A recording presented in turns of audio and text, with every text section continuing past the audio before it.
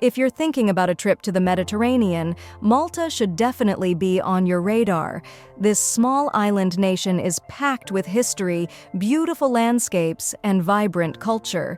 Here are the top 7 destinations in Malta that you absolutely must visit at least once in your lifetime. 7. Valletta. Valletta, the capital city of Malta, is a UNESCO World Heritage Site and one of the most historic places you'll ever visit. The city was built by the Knights of St. John in the 16th century and is full of stunning architecture and historic sites. You definitely have to check out St. John's Co-Cathedral. From the outside, it looks pretty simple, but once you step inside, it's a whole different story. The place is dripping with gold leaf and baroque art, including some jaw-dropping works by Caravaggio. The marble floor is actually a collection of tombstones of knights, which is pretty cool. Another spot you shouldn't miss is the Grand Master's Palace. This grand building now houses the office of the President of Malta and the House of Representatives. You can tour the palace and see antique armor, weaponry, and beautifully decorated staterooms. Make sure to stop by the Upper Baraka Gardens for stunning views of the Grand Harbor. It's a great place to relax and take in the scenery. If you're there at noon or 4 p.m., you can watch the traditional cannon firing from the saluting battery below the gardens. 6. Medina. Medina, known as the Silent City, is a beautifully preserved medieval town located right in the heart of Malta. This ancient city was the island's capital before the Knights of St. John arrived. Today, it's a peaceful and gorgeous place with narrow, winding streets and stunning architecture. One of the top attractions in Medina is St. Paul's Cathedral. This impressive baroque cathedral is said to be built on the site where St. Paul met the Roman governor after being shipwrecked on Malta. Inside, it's beautifully decorated with marble, gold, and beautiful paintings. Check out the Medina dungeons for a look at the darker side of history. These dungeons showcase medieval torture instruments and scenes depicting historical events. It's creepy, but fascinating. While you're in Medina, make sure to visit Palazzo Falson, a historic house museum that gives you a glimpse into the life of a noble family in Malta. The palace is filled with antique furniture, art, and artifacts, and has a lovely rooftop terrace with great views. 5. The Blue Lagoon, Comino. This crystal-clear turquoise bay is a popular destination for swimming, snorkeling, and relaxing on the beach. The lagoon's shallow waters and white sandy bottom make it look like a natural swimming pool. To get to the Blue Lagoon, you'll need to take a boat from either Malta or Gozo. There are regular boat trips and ferries that make the journey, and it's best to go early in the day to avoid the crowds. Once you get there, you'll be amazed by the stunning color of the water. The lagoon is surrounded by rocky cliffs and small caves, which are fun to explore. You can rent snorkeling gear or bring your own to see the underwater world up close, with plenty of fish and marine life to discover.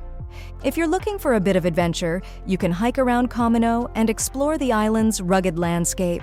The island is mostly uninhabited, with just a small hotel and a few other buildings.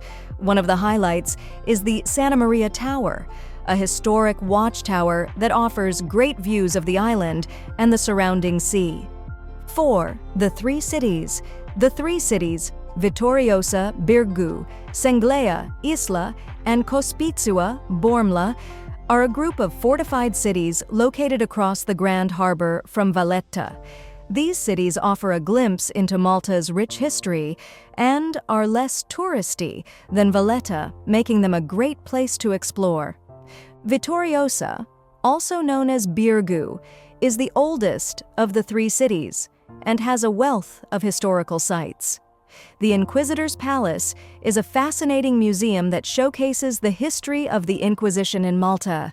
The palace has been beautifully restored, and here you can get a look at the legal and religious history of the island. Senglea, or Isla, is known for its beautiful gardens and scenic waterfront. The Garjola Gardens offer panoramic views of the Grand Harbor and Valletta, and the Senglea Point is a great spot to relax and watch the boats go by. Cospicua, or Bormla, is the largest of the three cities and has a rich maritime history. The Malta Maritime Museum, located in the Old Naval Bakery, offers a fascinating look at Malta's seafaring past. The three cities are also known for their traditional Maltese architecture, with colorful balconies, narrow streets, and historic churches. Walking through these cities feels like stepping back in time, and there are plenty of cafes and restaurants where you can enjoy a meal with a view. 3. Gozo. This is Malta's sister island and is a must-visit destination that gives you a more laid-back and rural experience. The island is known for its beautiful landscapes, historic sites, and lovely villages. It's just a short ferry ride from Malta, making it an easy day trip or a longer stay. One of the top attractions on Gozo is the Citadel in Victoria. This fortified city sits on a hilltop and offers panoramic views of the island. The Citadel is home to several museums, including the Gozo Museum of Archaeology and the Old Prison, as well as St. George's Basilica, a beautiful baroque church. The Azure Window, a natural rock arch that was a popular landmark, unfortunately collapsed in 2017. However, the area around Dwedra Bay is still worth a visit for its stunning coastal scenery and the inland sea, a saltwater lagoon connected to the sea by a narrow tunnel in the cliffs. Gozo is also known for its beautiful beaches and clear waters.